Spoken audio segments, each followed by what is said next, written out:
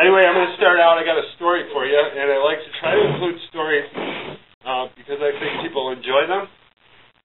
But here you go. A truck driver is sitting in a crowded roadside diner ready to eat his lunch. It's not just any diner, and it's not just any lunch. It's his favorite diner on the road and his favorite lunch. Just as the waitress brings the truck driver his meatloaf, mashed potatoes, and gravy and green beans to his table, a motorcycle gang swaggers into the door. Most of them seat themselves at the table next to the truck driver, but there's not room at the table for all of them. The gang members left standing turn to the truck driver and bark, "Move, we want that table." The truck driver calmly says, "I haven't finished my meal."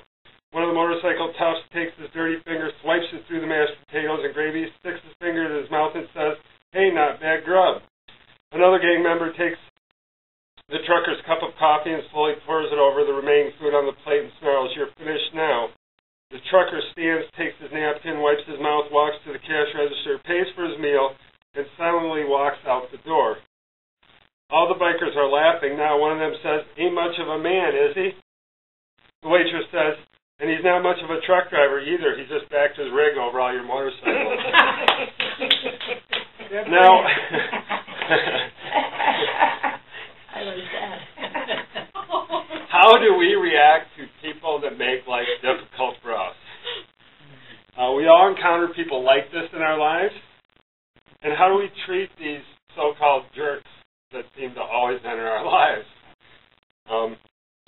We have direct instruction on this issue.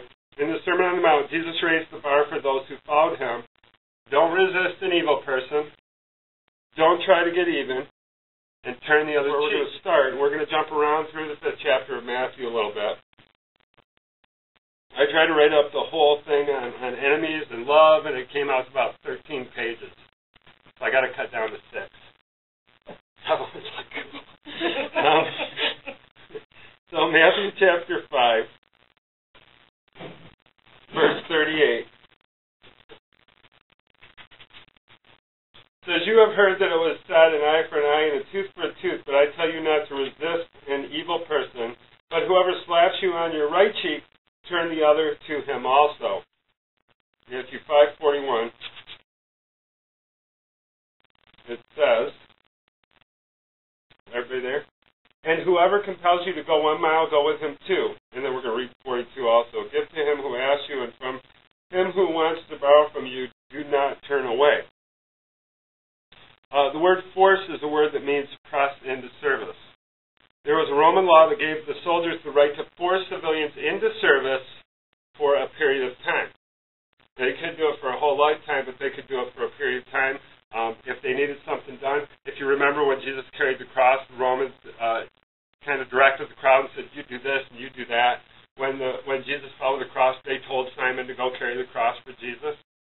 Simon didn't volunteer to do that. The Romans told him to do that. So they had the ability to do that with anyone. They could say, "I want you to do this, and this is what you're going to do today."